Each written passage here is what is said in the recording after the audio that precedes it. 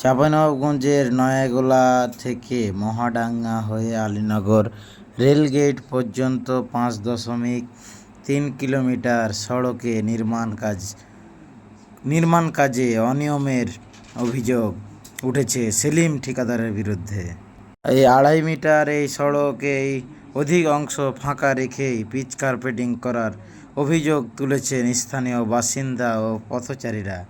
এ নিয়ে সামাজিক যোগাযোগ মাধ্যমে তীব্র সমালোচনার পর ফাঁকা সড়ক থাকা রাতারাতি মাটি দিয়ে ঢেকে ফেলার সত্যতাও মিলেছে সরেজমিনে গিয়ে।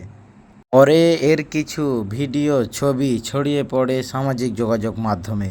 এ নিয়ে শুরু হয় তীব্র সমালোচনা, এমনকি এতে হস্তক্ষেপ করেন চাঁপাইনবাবগঞ্জ 3 আসনের সংসদ সদস্য নুরুল ইসলাম বুলবুল। পরবর্তীতে সামাজিক যোগাযোগ মাধ্যমে ছড়িয়ে পড়া আরও একটি ভিডিওতে দেখা যায় এমপি নুরুল ইসলাম বুলবুলের সড়কটির নির্মাণ কাজ নিয়ে পৌরসভার নির্বাহী প্রকৌশলীকে তীব্র ক্ষোভ প্রকাশ করেন তিনি। এ সময় তিনি সঠিকভাবে নিয়ম মাফিক কাজ করার জন্য তাগিদ দেন।